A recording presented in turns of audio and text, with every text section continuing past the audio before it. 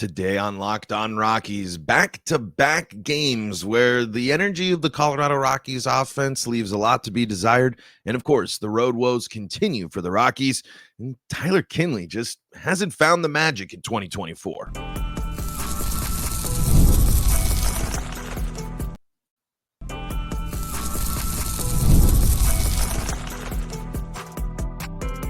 You are Locked On Rockies, your daily Colorado Rockies podcast. Part of the Locked On Podcast Network, your team every day.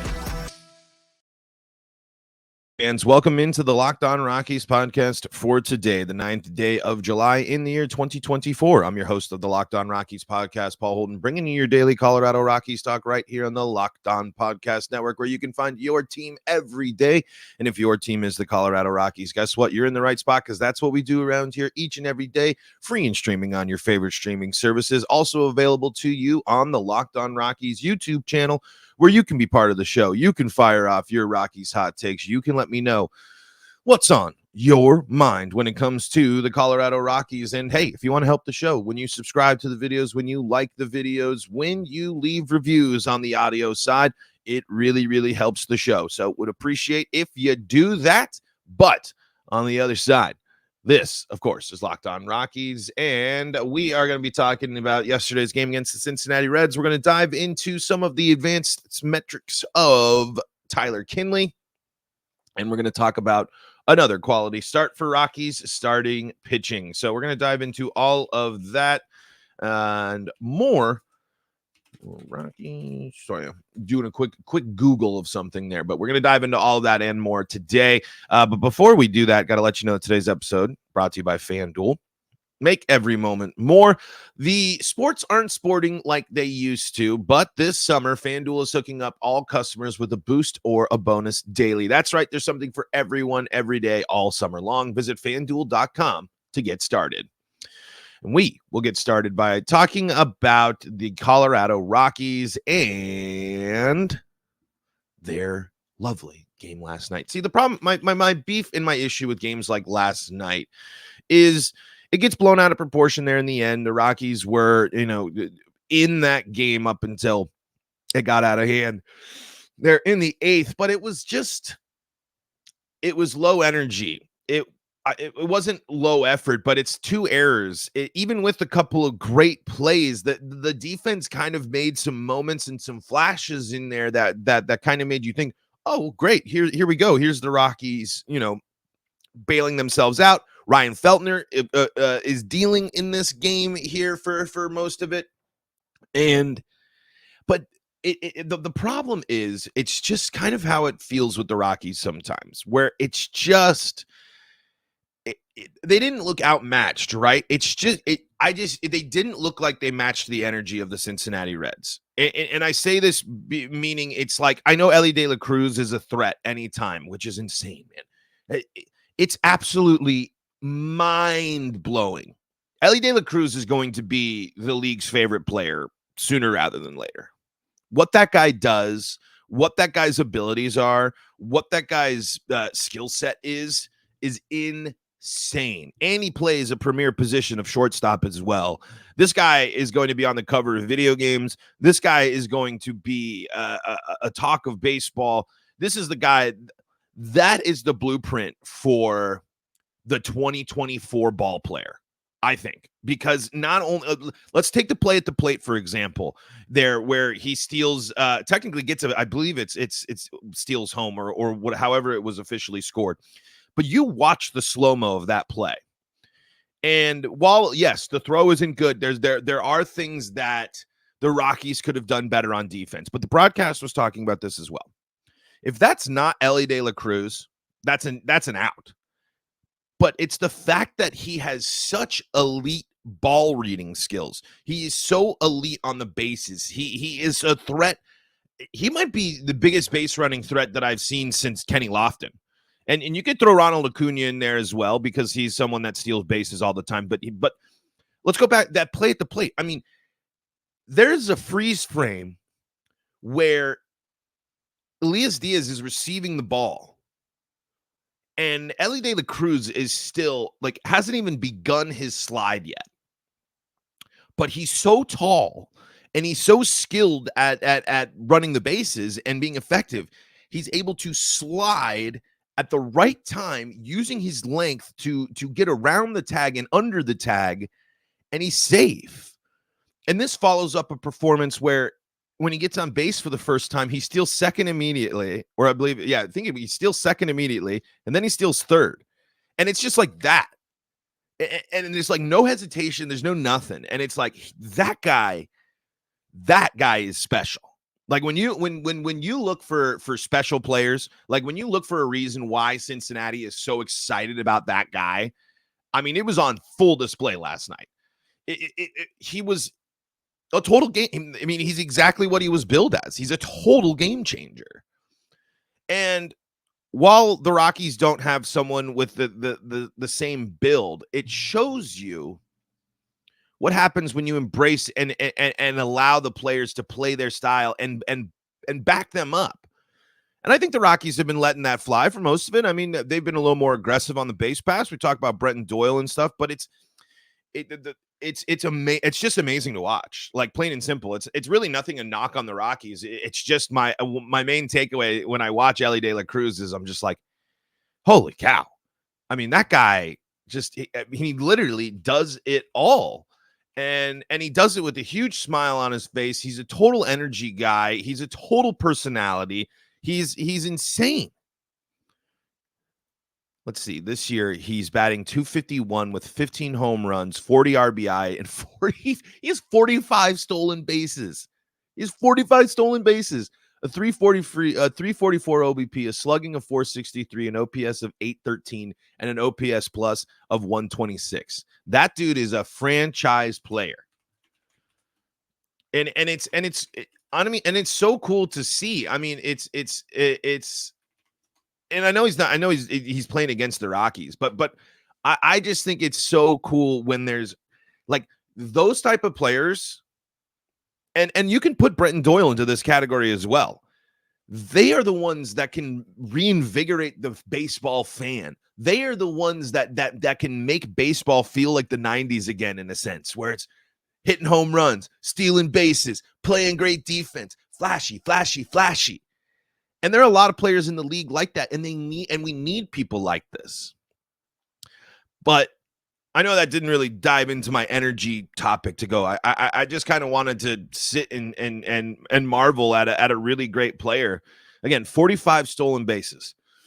If you wanted to add up the Rocky, I don't think the Rockies have 45. No, let's see. 1, 2, 3, 5, 7, 10, 13, 16, 19, 23, 27.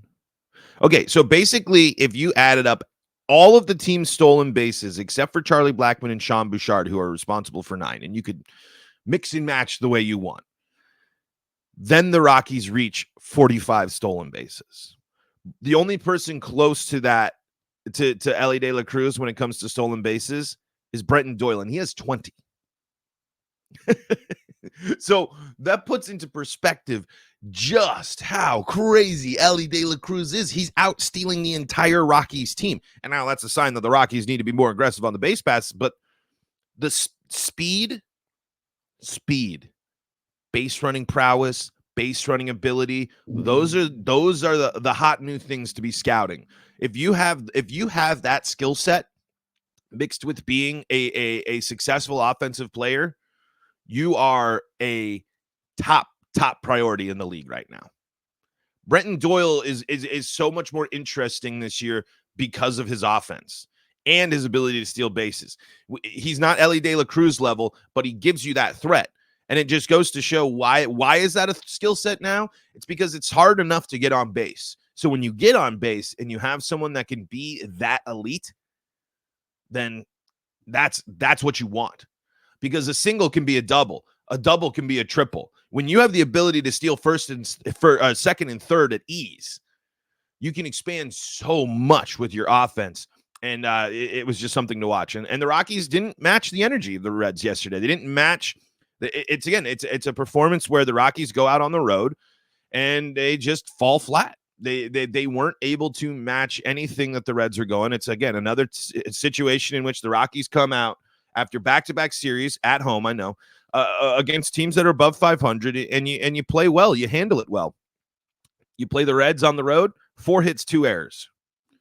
In a mostly lackluster game for the Rockies, in which they strike out. Let's see, how many times did they strike out yesterday? Another 9 strikeout day for the Colorado Rockies. And this isn't a Reds team that's necessarily setting the world on fire either. This is a Reds team that's been up and down and frustrating, but the Reds have been dominating the Colorado Rockies of late. And that's another problem when we're talking about this team putting it all together and going on the good stretch, because it's so weird that this team is unable to beat bad teams. The Reds have now won 4 in a row. I believe that if I heard right on the broadcast, that this even goes back to last year, as the Rockies haven't beat the Reds in a long, long time. And these are the Reds, I mean, this is something that they got to be better. These are the type of teams that you got to start sharpening the blade against and being able to go blow for blow. And unfortunately, it hasn't been close with the Reds and the Rockies more often than not. The Reds have outscored the Rockies in their 4 games that they've played this year by a score of, I believe I'm getting this correct here, 39-11. And that includes 3 games at Coors Field. So I don't know what it is about these under 500 teams. I don't know what it is about this, but the Rockies, and Bud Black says he's hoping some people come back because young guys are pressing too much right now. But this is where you got to let them go through it, right? This is where you got to allow them to continue to grind and figure it out. I mean, I know Aaron Shunk's probably very frustrated with only having the 1 hit, but it's good that they're turning to him to give him chances, and maybe they're sitting. It doesn't look too outmatched. Shunk's striking out a lot. That's something that you have to watch and consider. So, but anyway, it's just weird. It's just weird that the Rockies, because I really don't sit there and think that the Rockies shouldn't be able to hang with the Reds. But that's the case. And I'm sure if we look at other teams that are below 500 or around 500 and look at the Rockies' recent record against them, it's probably not pretty. But anyway, all right, let's talk about the defense a little bit. Let's talk a little bit about Ryan Feltner, and we'll do that coming up in segment number 2. Before we do that, though, got to tell you about the folks that help make this show possible, and that includes FanDuel. Yes, FanDuel is your spot for all the action throughout baseball season. If you're curious, you want to see what the parlays are, what the money line is, what the over-under on the runs are. Maybe you're like Cal Quantrill on the bump today. Strikeouts? Could be tempting. Why don't you see all the action for yourself and everything that's available to you on FanDuel and the FanDuel app? It's safe, secure, and easy to use, and they got something for you all summer long. What do I mean by that? FanDuel is hooking customers up all summer long with a boost or a bonus daily. That's right. There's something for everyone every day, all summer long. So if you want to check out and see, maybe you're thinking about just getting started, maybe you want to try out and see what all the hullabaloo is about these promo bets, you can see all the action for yourself available on FanDuel and the FanDuel app. FanDuel.com is where you want to go if you're looking for all the sportsbook action there. And make the most out of your summer when you head to FanDuel.com, because FanDuel has got all your Major League Baseball action. It's also got you covered for the Copa, for everything that's going on in the world of soccer as well. Check it out. FanDuel, official sports betting partner of Major League Baseball. This is the Locked On Rockies podcast. We are free and streaming on your favorite streaming services, bringing you your daily Colorado Rockies talk right here on the Locked On Podcast Network, where you can find your team every day. And if your team is the Colorado Rockies, you are in the right spot. Hey, before we dive into everything, just reminding you, Locked On Sports Today is your 24/7 sports streaming service. You can find it on YouTube. It's 24/7. It's all your favorite hosts doing one big show, basically 24/7, back to back to back, learning about everything in the wide world of sports. You can also find all your Colorado Rockies play-by-play action all season long on the SiriusXM app and SiriusXM. Ryan Feltner pitched well yesterday. I will give him credit there. 7 innings, 4 hits, 1 earned, 3 walks, and 6 strikeouts. Unlucky with the toss back random thing. I mean, you can't let that happen, but at the same time, you have that same play out 100 more times. I bet you Feltner catches it every time. And this is the stuff that I think when you're Ryan Feltner, as frustrating as this season has been for you, as frustrating as things, that is not Ryan Feltner. As I click on the picture there, Justin Edmonds was getting the credit there. But for Feltner, it's still going through the growing pains a little bit. But his last 3 starts, he's kept the Rockies in the game every single time. He's only allowed at least only 2 earned runs at the most in his last 3 starts. He did give up the error there that scored. And it's for Feltner as he's continuing to navigate this and go through this season. I think that's okay. I mean, unfortunately, I still want to see a strong second half from him. He's 1-8 with a 5.29 ERA in 18 games this year. He's got 84 strikeouts. The WHIP is 1.43. But if this is the standard, if this is the usual we'll get from Ryan Feltner, or if this is kind of what Ryan Feltner ends up being able to do, someone that can go 6 innings, sometimes dip into the 7th, not allow more, a big chunk of earned runs, then you're sitting pretty. The walks are still a problem. Can't be, and who isn't that a problem for in the Rockies pitching rotation here? And you zoom out a little bit further to the bigger picture of Ryan Feltner, and you're like, the grand scheme of things, it's still pretty tough. 22 earned runs and 10 walks in his last 7 games, which is about 39 innings. He's given up 42 hits in that time with a WHIP of 1.32. But in that time, he struck out 35 batters. He's not going to blow you away a lot, but he's at least someone that's got that strikeout potential for the Rockies, and I do like that. And it's again something where the strikeout needs to return to the Rockies' repertoire when it comes to pitching, and Feltner is able to handle that. Feltner can get strikeouts here. Again, he's gotten at least he's gotten a couple. Only 2 strikeouts against Houston there, 3 strikeouts against Milwaukee.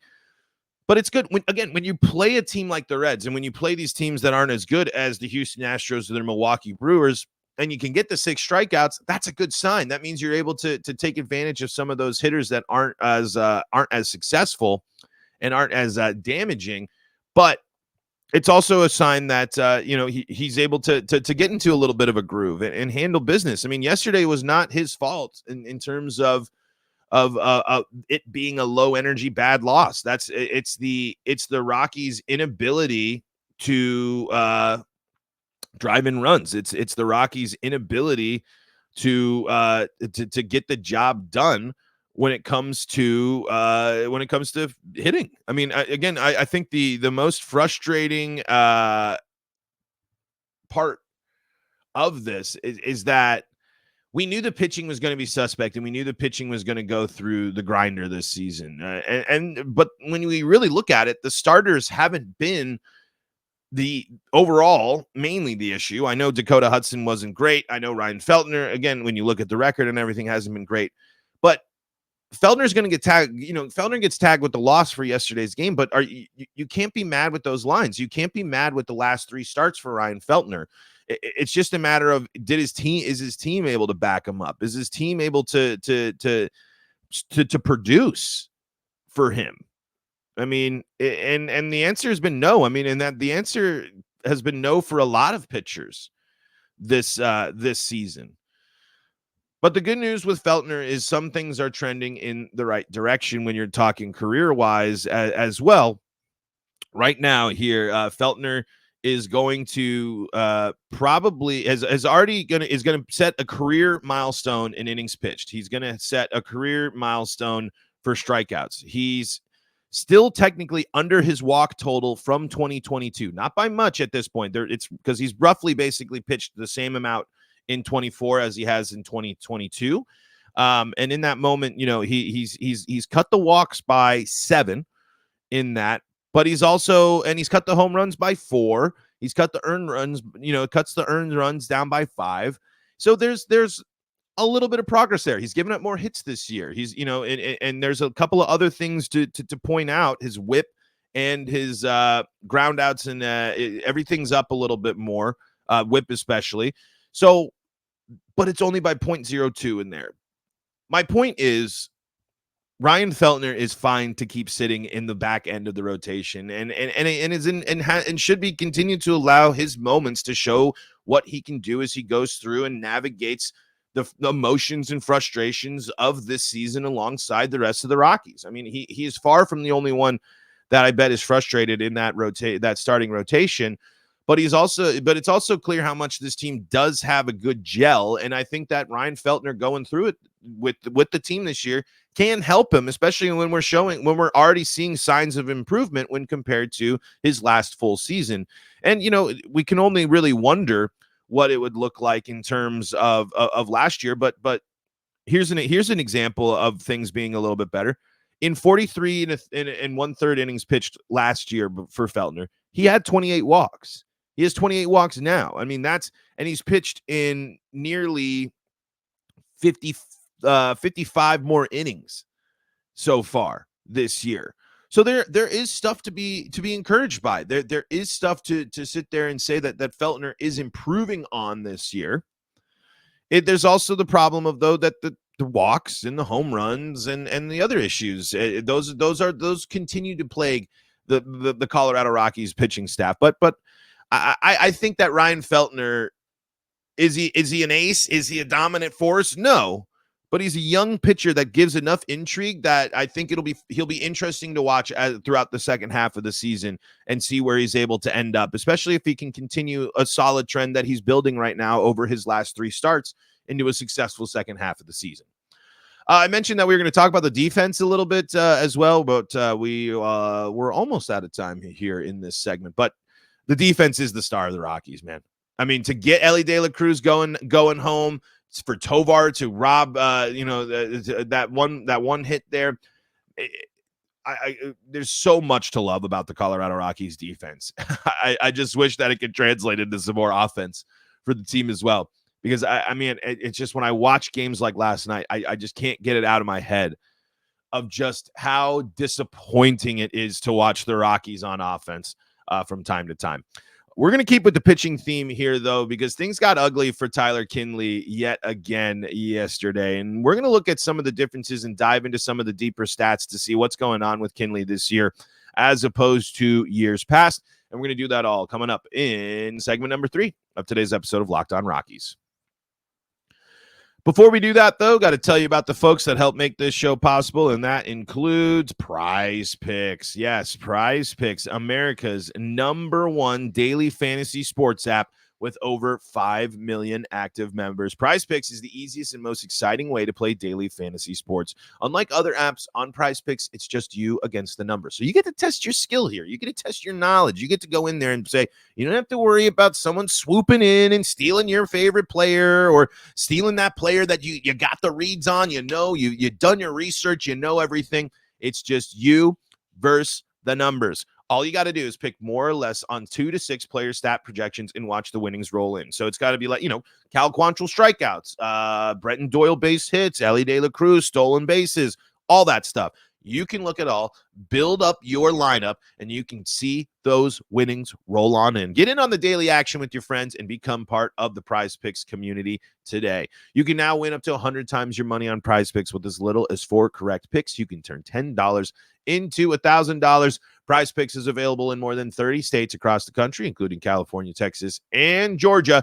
Download the PrizePicks app today and use code LOCKEDONMLB for a first deposit match up to $100. That's code LOCKEDONMLB on PrizePicks for a deposit match up to $100. Pick more, pick less. It's that easy.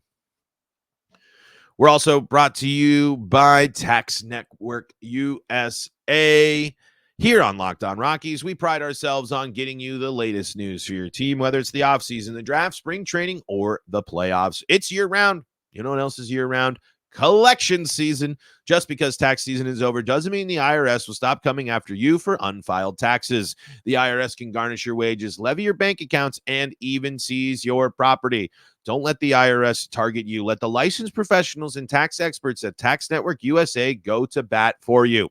With over 14 years of experience and an A-plus rating by the Better Business Bureau, Tax Network USA has saved their clients over $1 billion in tax debt. Whether you owe taxes, have complicated matters that require tax planning, or finally hit that parlay this season and need help correctly filing, call 1-800-549-1000 or visit tnusa.com/lockedon and be sure to mention Locked On Rockies at checkout and you'll receive a $250 discount off their services. This is the Locked On Rockies podcast for free and streaming on your favorite streaming services, bringing you your daily Colorado Rockies talk right here on the Locked On Podcast Network, where you can find your team every day. If your team is the Colorado Rockies, you found it. You're in the right spot. You're here. You're rocking and rolling. You're an everydayer like the rest of our wonderful everydayer audience out there. Thank you so much again for making us your first listen of the day. Don't miss your Rockies play-by-play all season long on SiriusXM, by the way. They got you covered over there. And of course, we got all sorts of great stuff for you on the Locked On Sports Today channel. And please, if you like the show, like, subscribe, and leave a review. Tyler Kinley, unfortunately, a tough outing for him again yesterday, where 2024 just has not gone well for him. And when you look at his Baseball Savant page, he has dipped very, very much into the blue in a lot of categories. He's a -10 in pitching run value, his -6 in fastball run value, -4 in breaking run value. And then let's go into some of the deeper stats. He's got a 5.10 xERA, that, and then a 2.69 batting average, both well below the league average there. The walk percentage is at 12.9, and the ground ball percentage 8%. I mean, there's a big problem here, but he's got some good stuff. His fastball velocity is above average. His the exit velocities is above league average, sitting at 86.9. He's got a whiff percentage of 85 and a hard hit percentage of 32. So of 32.4. I'm sorry, the whiff percentage is not 85. It's 30.5. He's in the 85th percentile. That would be great if he was doing that. He would be in a much better situation. But my point is, he's declining, and it's kind of declining across the board. And unfortunately, now he's found himself in the bottom 7% of baseball when it comes to walk percentage. And he continues to find himself on the bottom and putting up some of the worst performances of his career. He's pitched the most innings of his career. He's got the most strikeouts, but he has his highest whip of his career right now. He has his highest ERA of his career right now, pretty high up from that 0.75 ERA in 2022. He only pitched in 24 innings in that time. So, I mean, he's already, it's clear that Tyler Kinley is also a victim of this overuse of the bullpen. He's pitched in 13 more innings this season, and it's clear that that's certainly had an impact on him going forward. When you look at his percentile ratings, and when you go back in time for Kinley, while he doesn't have as much to qualify, everything is it's some of the warning signs are there. But you go back to that 2022, and across the board, he's looking pretty solid. He was about average, a little above average in pitching run value, and fastball run value is technically not qualified, but he's a little over the slider. And when you look at all of the pitching advanced metrics, he's above average in everything outside of exit velocity, hard hit percentage, and ground ball percentage. So it's interesting that the hard hit percentage and the exit velocity has improved for Tyler Kinley, whereas everything else has declined outside of his fastball velocity has increased. But there's a lot of stuff that I'm just curious. Is this overwork? Is this a decline in performance? He's 33. So, he is technically getting towards the back half. I would say there's still probably plenty of baseball left, especially for a reliever there. It's just been a while since he's been able to get back to a little bit more of what we're used to. And the last 2 seasons, you've just seen a big balloon in terms of ERA and runs allowed. So that's what worries me here. It's just that the 4-seamer, when he's throwing it can miss, and it's still getting hit.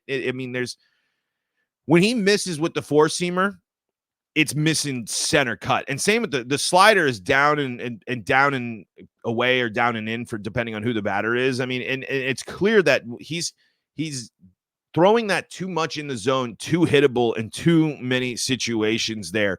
And like I said, I'm looking at the heat map of the 4-seamer, and it's just like there's a lot of stuff that is dead red. That is in there for strikes. And it's good to see, pepper the zone. Good to see that. But at the same time, all of the trends are pointing in the wrong direction for Tyler Kinley.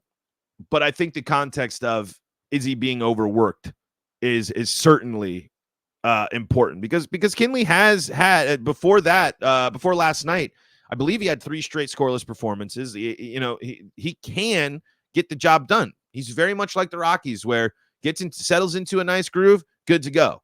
But then when the wheels fall off, the wheels fall off. Rockies try to do it again against the Reds tonight. We'll see all the action here coming up in game number 2 of the series. Cal Quantrill on the bump. Means the Rockies, hopefully, are going to be in it there as Cal continues to look to add on to his impressive 2024. We'll be breaking down all the action for you right here on Locked On Rockies. Thank you for making us your first listen of the day. Thank you for tuning in and subscribing and all that good stuff. For your second listen of the day, go check out Locked On MLB. Or if you need more Colorado sports coverage, check out Locked On Broncos, Locked On Avalanche, Locked On Nuggets, and Locked On Buffs, all free and streaming on your favorite streaming services. Until next time, I'm Paul Holden saying so long from the Locked On Rockies podcast.